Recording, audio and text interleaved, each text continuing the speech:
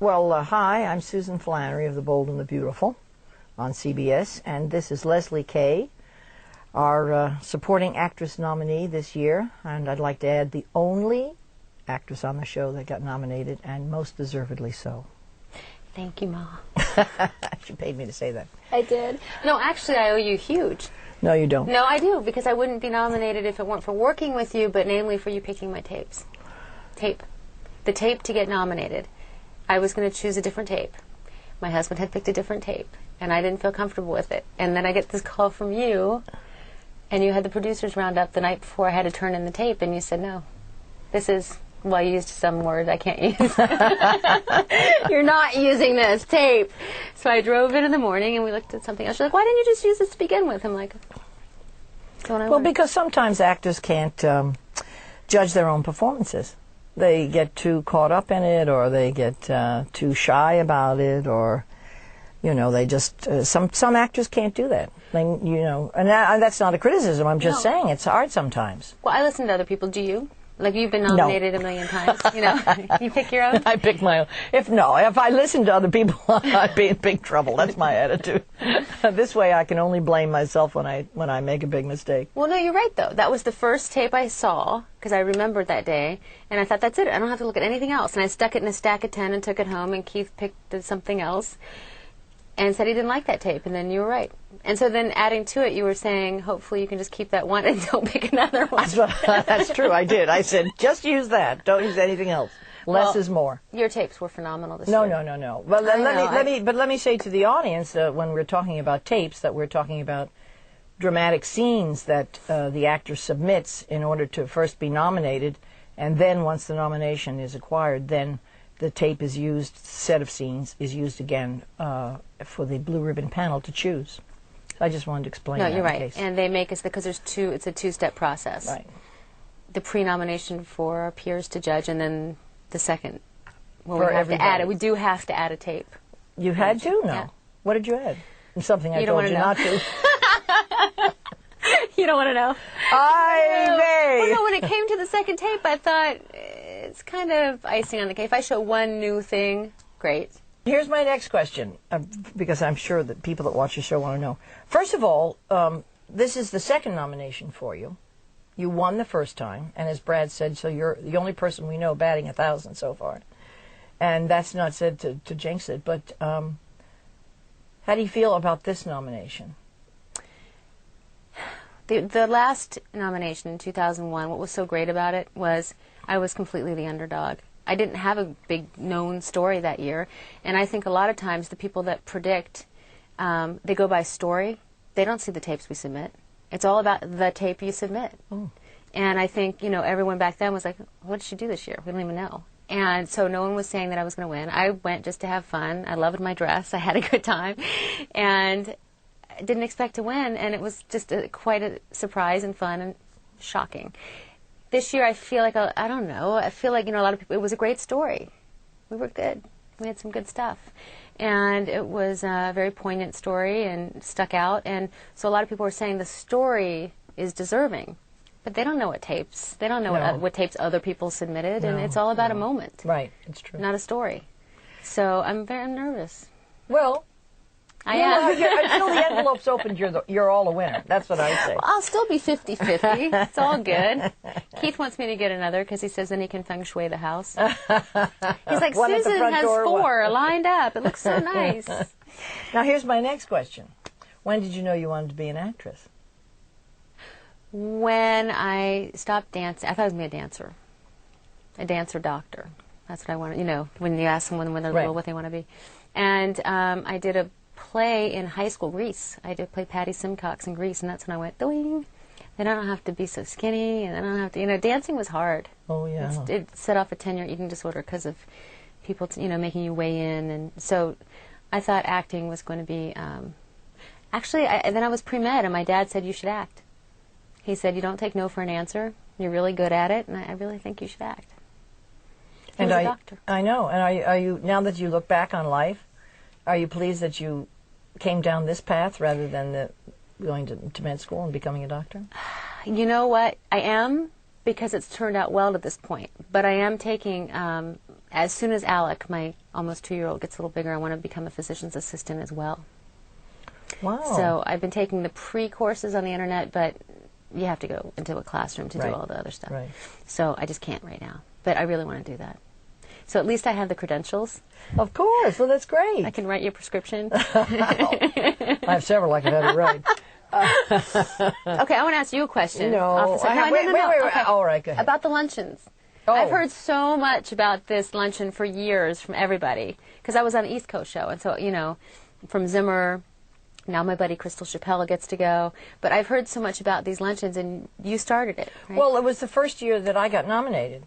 And we were going to go to New York, and I thought, well, this would be fun because we never get to see the people on the other shows. It's not like you're working at MGM or Columbia or Universal where you see everybody on the lot, because it's so divergent over here. So I called, I had the PR guy, Frank Tobin, call Hilary B. Smith and Martha Byrne. Jeannie Cooper was nominated. My good friend Finola Hughes was nominated, and Kim Zimmer, I think, was nominated. No, is it Kim? I can't remember. That's a fun lunch. And so we just went to an Italian delicatessen on the west side, and we were just all standing there waiting. And Hilary comes in, and she looks at me, and she's, we'd never met. And she's, hello, how are you, so on and so forth. And she looks at me, she goes, well, now whose idea was this to have this lunch? I said, mine. And she goes, I knew it'd be somebody from the West Coast. It's true. I thought that was such a funny thing to say. But we had the best time. That's so great. And then, so then it kind of continued. Every year I got nominated, I'd call the other people. Well, I mean, the first time I got nominated, I called everybody at 6 o'clock in the morning and said, congratulations. And I don't think anybody had done that. That's the funniest thing to me. That, you didn't, Kim said nobody had ever called her before. They'd run into somebody at CBS, but nobody ever called the day of the nomination. Another nominee had never called and said, congratulations, it's great, It is. And it's fun. It's a club. Yeah. It's nice to get calls. Yeah. I get calls from people that were up for supporting who didn't get nominated. Funny enough. Those are the people that called and said, I'm so glad you're in there. I'm so glad. See? But it's nice. And supporting, we've never had a luncheon. My joke is that we're too poor. No one's paying. You could just go to you could go any place. You go to a joint. I know. Can't get it. But it's become this thing now. It's definitely, it's a known thing. I know the boys are doing it this year. Christian LeBlanc and Peter Bergman called each other when they got nominated and said, let's do a Flannery lunch. And so they called all the other nominees, and now they're going so the guys are all getting together, and they're going to have a lunch. I think, it's why not? It's a good reason to eat and have fun and get to know everybody. Well, yeah, and then you can share your woes and moes and all that stuff. Well, and like you said, too, in our business, we're in these jobs year after year after year after year after year. It's not like the primetime Emmys where a show's on for a couple of years and then that show's not on anymore. I know. We're around. We're around each other year after year after year, but we don't know each other. I know East Coast now, West Coast. It's easier when you go to New York, though. Yeah. Because it's so easy to hop in a cab or, get on the subway. Here in Los Angeles, when they bring the New York actors out, they're flummoxed. It's like, there's no buses. How do I get around? Where do I go? So they have a tendency to get in their hotel and not move. Not only that, but they're all coming out like the day before. That night, like Thursday night. Yeah, I know. Right. And now this year, because the East Coast, it used to be that we had our separate technical night Emmys the night before, the week before the real televised cast. Before. There was the technical part the week before on separate coasts. Now it's the night before, all here. So when do we? When do you get to party? It's really boring. I know. Our kind of parties. Our kind of parties. So, what do your children think? Does your oldest boy, Jackson, does he understand that you have been nominated? Yeah, Jackson totally gets it. He's coming. He's your date? Keith and Jackson are my dates. How great. And Jackson's already picked out his tux. Tuxedo? And Armani? No, it's a rental. I don't know what it is. Dickies. I don't know. They make tuxes. And it's like a royal blue, like that vest and a real tie, not a bow tie. Mm-hmm. And he said he doesn't want to look like a waiter. Where he got that, I don't know. And Keith has not gotten his. He'll wait till the last minute, but Of Jackson's course. on top of it. Okay. No, but Alec doesn't know. He's going to be, actually the Emmys are on Alec's birthday. He'll be 2 on the June 15th. On the 15th? Oh, wow. And Jackson, you know what, he's really excited, but he's the one that said to me when I was looking at my tapes, and I'm like, what do you think? Look at this tape with me. Do you like it? He goes, Mom, it's not about winning, is it? It's about liking what you do. Whoa. So he says, look, if they don't call your name, he goes, I'll just give you a big kiss. And I said, oh, that's all that matters. That's fabulous. Yeah, he's great. That's fantastic. He's better to have at those things than anybody else. There was a question I really wanted to ask you, and that's, you've inspired so many actresses, myself incled. Like I always said, you were on my little wish list of actors I wish I could work with. So that's why I originally met with Brad, because I'm like, oh, well, that's very nice to hear. I love that Susan Flannery. So who inspired you? Well, I was inspired by film actors because when I was in college, I didn't watch soaps. And when I first came out here and went to work on Days of Our Lives, for me, what's her face? Shirley MacLaine, I thought was just brilliant for her, her generation. And I loved Simone Signoret, the French actress. I thought they were so real, and I wanted to bring that sort of natural quality. And when I did start on Days of Our Lives, I thought everybody overacted. So I just tried to have this very naturalistic kind of, and it seemed to work okay. But those, I would say, Shirley MacLaine when she was very young. Well, it worked okay because it's you, and because even when you're doing your natural, there's something coming from you. If the camera's just, you're always thinking something. Something's coming. Something I'm going to get in trouble with. But a lot of people come from prime time or film to soap, and we dealt with this a lot in New York because we get a lot of theater actors. They're right. Used to being different, a much different way than we do on daytime, and it wasn't reading. You know what I mean? And some people just come out and they're thinking they're very large, but it doesn't read. Yeah, well, that's all technique you have to learn. I went to college and I went to Catholic University, the theater department there, and on scholarship during the summers that I was in high school. And then I went to Stevens College in Missouri for a theater arts degree, and we did nothing but stage work and summer stock and everything like that. I was supposed to go to Yale and do their master's program, and I didn't want to go because I didn't want to go do theater. I wanted to come to the West Coast. I wanted to work in film or in television. That's kind of what I had in my head, and I wanted to, as I said, to play it naturally. I didn't want to be, expounding and trying to reach the footlights, which I mean, I enjoyed it. It was great. It was fun. It's terrific training. And you have done film. Oh yeah, sure. And it was, it's good. Yeah. And when did you start in daytime? I started on Days of Our Lives. I'm not sure that I can remember exactly, but I think it was 1968. I was right out of college, and I did that show for Bill Bell had just taken the show over. That's how I knew Bill. Ah, I didn't know Bill did. Yeah, the show had been pink slipped, and he was Erna Phillips, who is the creator of the concept of soap operas as we know them in the United States. She did it originally on radio and then made the transition to television, and they used to do 15-minute broadcasts. And Bill was in advertising, and he and Agnes Nixon were writing partners at first under Erna, and she trained the two of them. And that's why he is so good. And that's why the two of them were so good. They're both so talented. And I did Days. I started on Days of Our Lives. Bill had the anniversary of the first year. I was on that show, and Bill took the show over, and he wrote for the first 2 years. He wrote every single script. He wrote 250 scripts the first year and 250 scripts the second year. He just sat and wrote them. And he put me in the show, and at the end of my first 13 weeks, because they give you a trial period, he put me in, and I was in every single show for 5 years. I never had a day off. There's good and bad about that. That's good and bad about that. makes a heck of a bank account, but... No, you got paid $125 a day.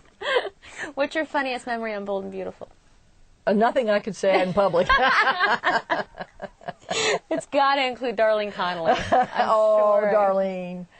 Boy, do I miss Darlene. Do I miss the wonderful, aside from her as a human being, the show is so poor, so much poorer because we don't have the humor and that wonderful wackiness that she was able to bring that made the show very different in that sense. Even when she wasn't on for, in the last couple of years since I've been here, she wasn't on a lot because she hurt her hip and wasn't feeling great.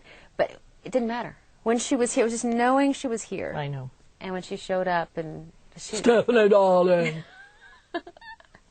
And her hair. And I know. She'd walk in and I'd say to her, my God, that hair goes from ABC through CBS on its way to NBC. Didn't she cut yours? Yeah, that was a great stroke after, on Brad's part of storytelling. I told him I wanted to let my hair grow natural, color-wise. And he said, what do you mean natural? I said, just let it go. And he said, oh. So I said, okay. I said, well, you'll come up with something. And he came up with Sally getting Stephanie drunk and cutting her hair. And it was just, it was a wonderful, it was a great fun moment. Which turned into infamous scenes. Yes. And then I sat in his office and he asked me if I'd shave my head. That's right. And you said yes. Said yes. And you did, and it looked great. Well, that was a good story. I just didn't see any way to do it justice. I had 3 family members at home, bald from cancer, and my dad went through stuff, and I just felt like, especially in our world of doing everything so fast, I just knew a bald head would look ridiculous. Oh, a bald cap, you mean? Yeah. Oh, absolutely. It would look ridiculous. You can't get, It's hard to make that look on film. in film you have to have somebody brilliant. To come hair, in, then hair you've got it in people. the lighting and the makeup, and I just thought you run the risk of offending many people, and if you're going to believe and put any believability factor into a story, you have to. Yeah, I know. It was good, but it was a good story. It worked well. It was a great story, mother-daughter story. Those are the real moments. We spend so much time just sort of tiptoeing through scenes that when you get the chance to have big scenes with big emotion, big primitive feelings that everybody in the audience can respond to and can identify with, those come far and few between. But when they come, you've got to grab them by the teeth and that's right, and go cherish with it. them. Yeah, there's moments where I think, oh, I'll never have a better moment than that, and then you do. I didn't know Bold and Beautiful was in my future. And then this storyline. And this storyline's the best one I've ever gotten to play because it's not some mysterious illness. It was I know. A real illness. It's real. It's genuine. It's what people come through on a daily basis that in their lives and how you react to it. How you always I think that's what people like to watch. It's true. And I give Brad credit because he goes fast when fast is called for. In a love triangle or whatever. Right. It's fine to move fast, You Sure. don't want to dwell on stuff. But he took his time with this, I thought. He did. It was a good 3-4 month time. And told it poignantly. Mm-hmm. Yes. And not too slow. And not too slow. So. That's the truth. No, it was great to play. And I felt like I came on and it was all about family. And it wasn't about a love interest. And it wasn't about, Mm-hmm. it wasn't about who am I sleeping around on and how many But then kids they brought you Cutie Pie, didn't they? Antonio been there. Well, Antonio Sabato Jr. When I was in between Antonio and Mario, I thought I had died and gone to heaven. And I go home to my husband, of course. I go home to my cute husband, and it's like, life's not so bad. I remember my girlfriend calling me on that birthday. It was a big one. And she's like, what can I get my turning for her birthday? And I'm like, you know what? I don't need anything. I'm bald, but I've got Antonio Sabato telling me I look gorgeous and sexy, and then I go home and my husband tells me the same thing, and then Mario takes me out for lunch and he tells me the same thing. I don't need anything. I'm fine. You're one lucky girl. I'm very lucky. Yes. And I hope you win the Emmy. Good luck. I'll be keeping my fingers crossed. I love you.